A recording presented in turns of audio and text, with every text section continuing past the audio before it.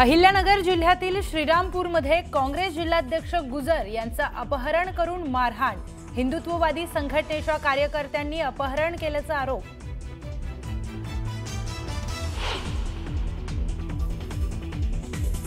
मुंबईतील मतदार यादी संदर्भात धक्कादायक माहिती समोर। मुंबईत दुबारच नव्हे तर 103 वेळा नावं असलेलेही मतदार, तब्बल 4,33,000 नावं एकापेक्षा अधिक वेळा। पालिका विशेष मोहीम राबवणार।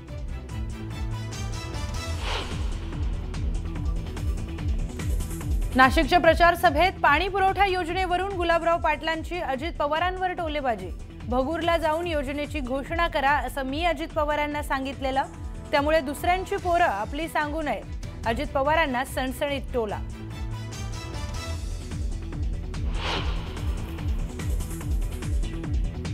एकनाथ खडसे आणि गिरीश महाजन यांच्या वादात माझा सँडविच होतोय, केंद्रीय राज्यमंत्री रक्षा खडसेंचं विधान। तर दोघांमधील वाद कसे कमी होतील याचा प्रयत्न करत असल्याचं केलं स्पष्ट।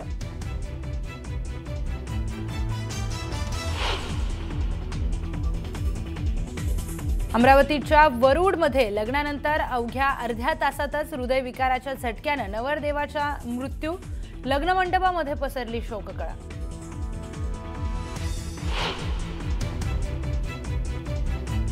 मुंबईतल्या प्रदूषणात मोठी वाढ, हवेची गुणवत्ता पोहोचली वाईट श्रेणीत। सर्वत्र धुरकं असल्यानं श्वसनाच्या समस्यांमध्ये वाढ।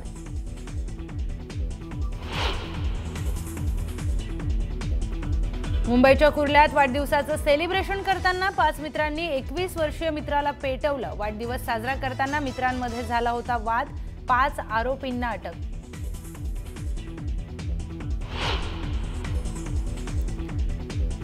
गाडीवरचं नियंत्रण सुटल्यानं मिनी ट्रॅव्हल्सचा अपघात। सातारा जिल्ह्यातील फलटण तालुक्यातील घटना, अपघातामध्ये एकाचा मृत्यू।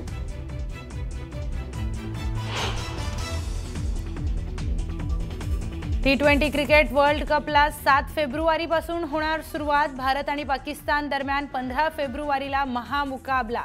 भारत आणि श्रीलंकेमध्ये खेळवले जाणार सामने।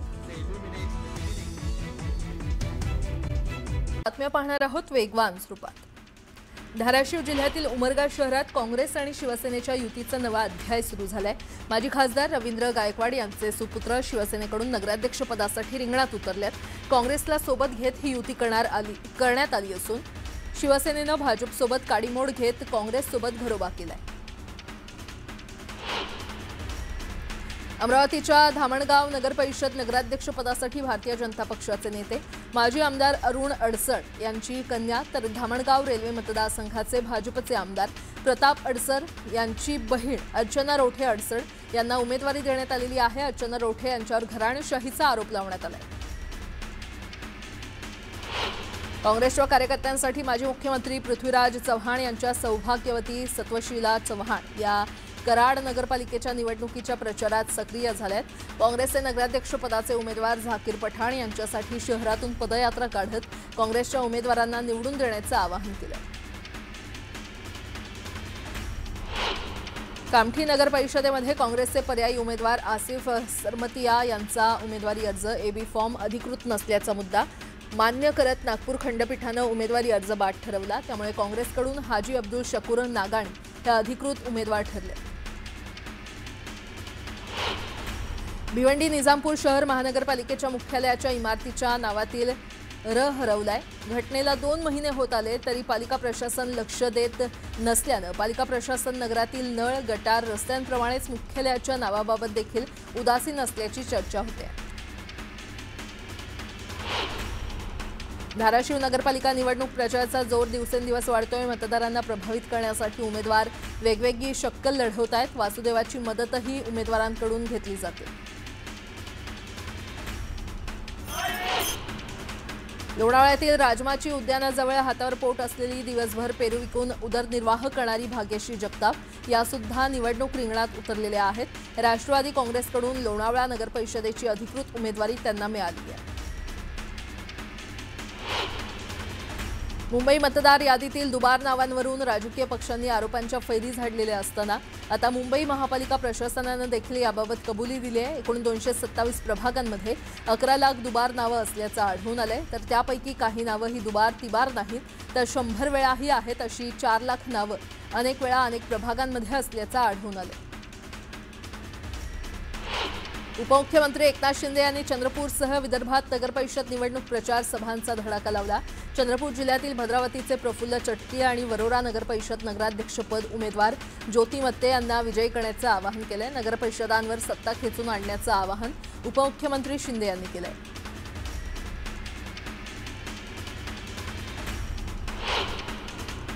वरणगाव नगरपरिषदेसाठी भाजपतर्फे नगराध्यक्ष श्यामल अतुल झांबरे तर राष्ट्रवादी शरद पवार पक्षातर्फे राजेंद्र चौधरी, शिंदे गटातर्फे नगराध्यक्षपदासाठी तृप्ती महाजन तर भाजपचे बंडखोर अपक्ष उमेदवार सुनील काळे अशी चौरंगी लढत रंगणार आहे। भाजपचे माजी नगराध्यक्ष सुनील काळे यांनी विद्यमान भाजपच्या उमेदवारासमोर मोठं आव्हान उभं केलंय। अमळनेर नगरपरिषदेच्या निवडणुकीच्या वातावरणात भाजप राष्ट्रवादी युतीच्या बैठकीत जळगाव लोकसभेच्या खासदार स्मिता वाघ यांनी विरोधकांवर जोरदार हल्ला चढवला। शहराचा माणूस निवडा, बाहेरून आलेल्या माणसांवर विश्वास ठेवू नका असं त्यांनी म्हटलं।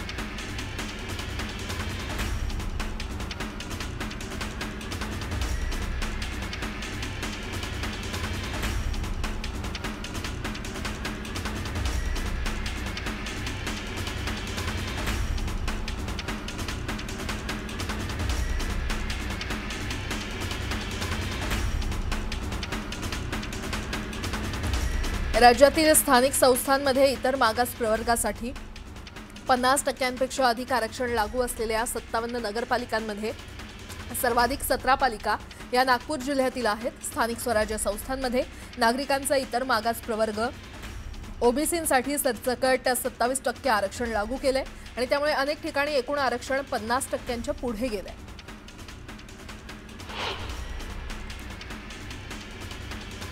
बदलापूर नगर परिषदेच्या निवडणुकीत पोलीस प्रशासन शिवसैनिकांना त्रास देत असल्याचा आरोप शहर प्रमुख वामन म्हात्रे यांनी केला। मात्र सत्तेचा दुरुपयोग करून कुणी जर अशा प्रकारे दहशत निर्माण करत असेल तर त्याची तक्रार उपमुख्यमंत्री एकनाथ शिंदे यांना करणार असल्याचं युवा सेना कार्याध्यक्ष पूर्वेश सरनाईक यांनी सांगितलं।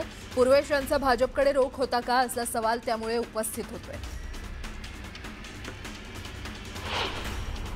आगामी अमळनेर नगरपालिका निवडणुकीत शिवसेना शिंदे पक्षाकडून परीक्षित बाविस्कर यांची नगराध्यक्षपदाची उमेदवारी जाहीर करण्यात आली आहे। भाजप राष्ट्रवादी यांच्या संयुक्त अमळनेर तालुका शहर विकास आघाडी विरोधात थेट लढाई उभी करण्याचा निर्धार करत शिवसेना शिंदे गटानं दंड थोपटले।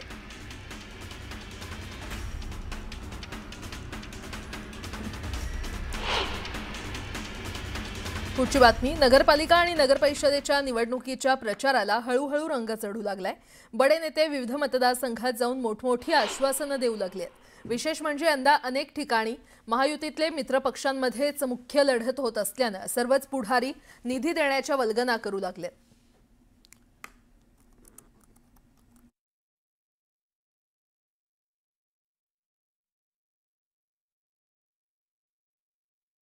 मी आपल्याला एवढं सांगतो की या भागामध्ये जे जे काही विकासाला पैसे लागतील ते विकासाला पैसे देण्याचं काम हा एकनाथ शिंदे करेल। कारण नगर विकास विभाग माझ्याकडे आहे, गृहनिर्माण विभाग माझ्याकडे आहे, रस्त्याचा MSRDC विभाग माझ्याकडे आहे, MIDC विभाग आपल्याकडे आहे आणि ज्या ज्या विभागातून या ठिकाणी आपल्याला रोजगार देता येईल, तरुणांच्या हाताला काम देता येईल, ते देण्याचं काम आपण करू। बाळासाहेब सांगायचे की शब्द देताना विचार करून द्या। मी देखील आपल्याला सांगतो, शब्द देताना पूर्ण विचारांनी मी शब्द दिलाय की जे जे काही बोललोय त्यासाठी पैसे कमी पडू देणार नाही। नगर विकास माध्यमातून या ठिकाणी या नगराचा विकास झाल्याशिवाय राहणार नाही। मी एकच सांगतो, एक तो मैं कमिटमेंट करता नहीं, अगर मैंने कमिटमेंट एक बार कर दी तो फिर मैं खुद की भी नहीं सुनता। मी तर केवळ एवढंच सांगण्याकरता आलो आहे, 2 तारखेला आमची जबाबदारी तुम्ही घ्या। म्हणजे 2 तारखेला कमळाची जबाबदारी तुमची आणि 2 तारखेनंतर 5 वर्ष तुमची जबाबदारी आमची हे सांगण्याकरता आज खरं म्हणजे मी या ठिकाणी आलेलो आहे। पुढचे 5 वर्षामध्ये या भागामध्ये पूर्ण परिवर्तन करून आपण दाखवू आणि एक मोठं काम हे आपल्याला पाहायला मिळेल। कोणाच्या हातामध्ये या महाराष्ट्राची किल्ली आहे, कोणाच्या हातामध्ये या महाराष्ट्राला पुढे नेण्याची ताकद आहे। आणि हे जर आपण बघितलं तर आपली भाजपची महायुती आणि आपलं कमळ हेच आपल्याला पुढे नेऊ शकतं। आणि म्हणून 2 तारखेला आपण कमळाचं बटन दाबा एवढीच विनंती करतो। राज्यातील सर्वात मोठा डाकू आणि आका मुख्यमंत्री असल्याची टीका काँग्रेस प्रदेश अध्यक्ष हर्षवर्धन सपकाळ यांनी केली होती आणि त्यानंतर भाजपच्या नेत्यांनी त्यांच्यावर जोरदार पलटवार केला। मात्र आता स्वतः मुख्यमंत्र्यांनी त्यांना अनुलेखानं मारलंय। काँग्रेस प्रदेश अध्यक्ष कोण हेच मला माहित नसल्याचं फडणवीस म्हटलेत।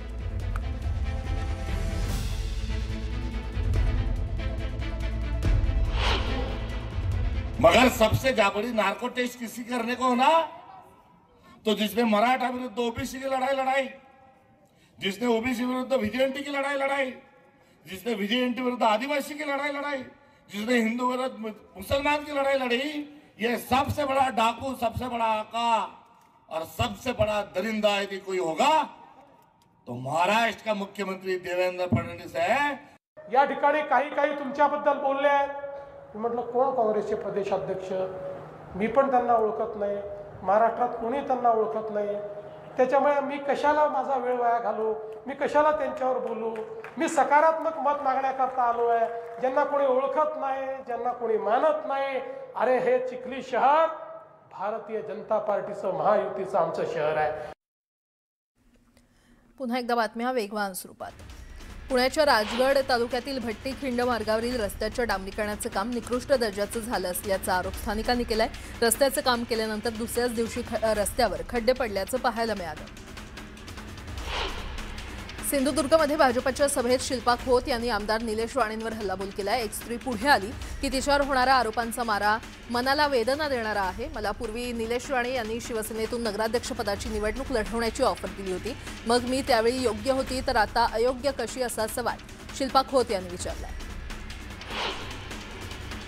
जळगावच्या 40 गावात टवाळखोरांची पोलिसांनी धिंड काढली। कान पकडून जळगाव जिल्हा कायद्याचा बालेकिल्ला म्हणायला लावत कायदेशीर कारवाई करण्यात आली। छत्रपती संभाजीनगरमध्ये महापालिका प्रशासनानं प्रसिद्ध केलेल्या मतदार याद्यांमध्ये असंख्य चुका असल्याच्या तक्रारी समोर येत आहेत।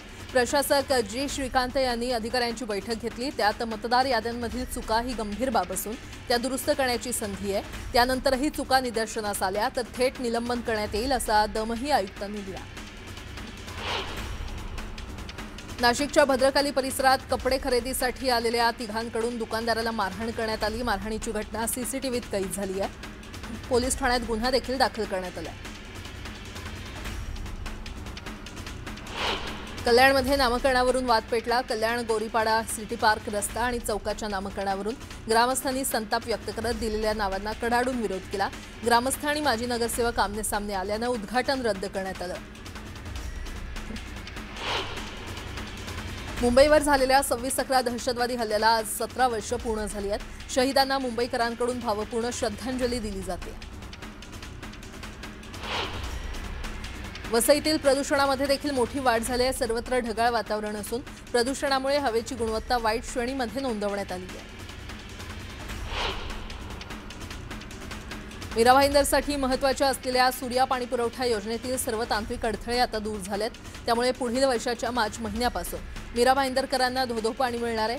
ही योजना पूर्णपणे कार्यान्वित झाल्यानंतर पाण्याचं टेन्शन संपणार आहे। साधारण 18 लाख लोकसंख्येच्या ठाण्यात तब्बल 16.5 लाख वाहनं असल्याची आकडेवारी वाहतूक शाखेनं जारी केली आहे। या कोंडीतून वेळेत इच्छित स्थळी पोहोचायचं असेल तर सार्वजनिक वाहतुकीचा वापर करा असं आवाहन वाहतूक शाखेनं केलंय। दक्षिण मुंबईहून पालघरपर्यंत नॉनस्टॉप पोहोचण्यासाठी महत्त्वपूर्ण असलेल्या उत्तन विरार सागरी सेतूच्या प्रकल्प अहवालाला राज्य सरकारनं मान्यता दिली आहे। प्रकल्पाला 58,754 कोटी रुपये खर्च येईल। त्यातील 44,332 कोटी रुपयांचं कर्ज उभारण्यासही राज्य सरकारनं मान्यता दिली आहे। केंद्र सरकारकडून कर्ज उभारण्यास मान्यता देताच कंत्राटदार नेमण्याचा मार्ग मोकळा होईल।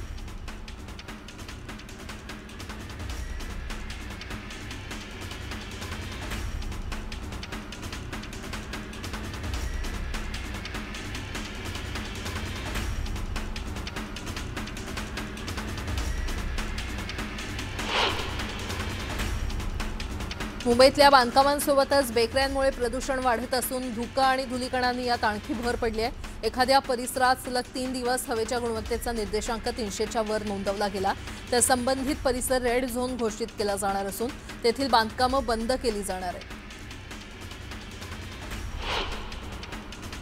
मुंबई पालिकेच्या भायखळा इथल्या वीरमाता जिजाबाई भोसले उद्यान आणि प्राणी संग्रहालयामध्ये शक्ती वाघाचा संशयास्पद मृत्यू झालाय। तो 10 वर्षांचा होता। या वाघाच्या मृत्यूची माहिती 8 दिवस जाहीर केली नसल्यामुळे संशय निर्माण झालाय। शिक्षक समायोजन प्रक्रिया राबवण्याच्या शिक्षण विभागाच्या निर्णयामुळे मराठी माध्यमाच्या सुमारे 600 शाळा बंद होण्याचा धोका निर्माण झालाय। तसं झाल्यास 25,000पेक्षा जास्त विद्यार्थी शाळाबाह्य ठरण्याची भीती आहे। संपूर्ण राज्यात शेवग्याच्या शेंगांचा तुटवडा निर्माण झालाय। मुंबई कृषी उत्पन्न बाजार समितीमध्ये 200 ते 300 रुपये प्रति किलो असा विक्रमी दर मिळतोय। किरकोळ बाजारात शेवगा 500 रुपयांवर पोहोचलाय तर पुढील महिनाभर तुटवडा राहण्याची शक्यता व्यक्त केली जाते। नवले पुलावर वेग मर्यादेचं उल्लंघन केल्याप्रकरणी कारवाई करण्यात आली आहे। पहिल्याच दिवशी 150 वाहनांवर कारवाई करण्यात आली आहे।